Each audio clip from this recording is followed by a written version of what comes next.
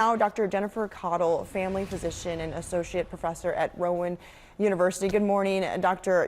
We talk about some people have very personal experiences with COVID, like that doctor mentioning earlier on. What are some of the biggest myths out there that people, may be hesitant to even get the vaccine because they've heard some things that simply just aren't true? Absolutely. Well, good morning, Cheyenne. There are many myths out there, and honestly, as a family doctor, it's downright scary for me. Some of the myths that I hear all the time on my social media are things ranging from, well, the vaccine is untested, right? And of course, that's not true, but people are concerned that it's not properly tested or that we don't, we haven't looked at it long enough.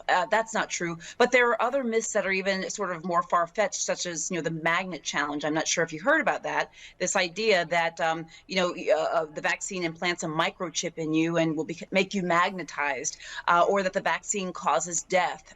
There are other myths about people using VAERS, the Vaccine Adverse Events Reporting System, to say that the vaccine is unsafe, misappropriating that information.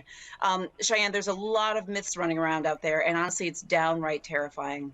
And I think this is the day and age we live in, right? You've got social media as an outlet for you to voice your opinion, which is great. But then when it leads to things like this, and we're dealing with a health crisis across the world, it can be dangerous. What about in Los Angeles? Face coverings, and once again, they are being required indoors, even if you are vaccinated. Do you think this is a good idea, and should other states follow suit?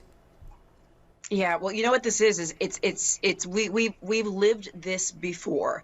And what's concerning to me is that we are literally in real time watching this happen. When I say this, I'm talking about we're watching case counts increase. We are watching hospitalizations start to begin to rise. And with that will come deaths. With this Delta variant, with the low vaccination rates in certain parts of the country, we're literally seeing tragedies play out in real time.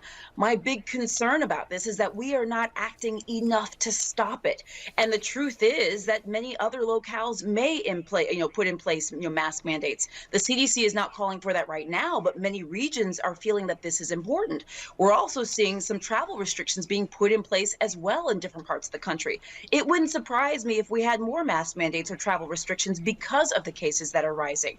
But I think the most important thing to remember is that we can actually stop this train from running off the tracks.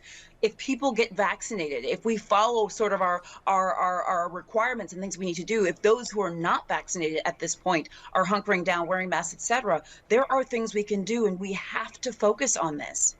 I think that's key. It is your choice, obviously, at the end of the day, but if you're not vaccinated, recommending by doctors like yourself, do wear a mask. Dr. Jennifer Caudle, thank you so much. Thank you.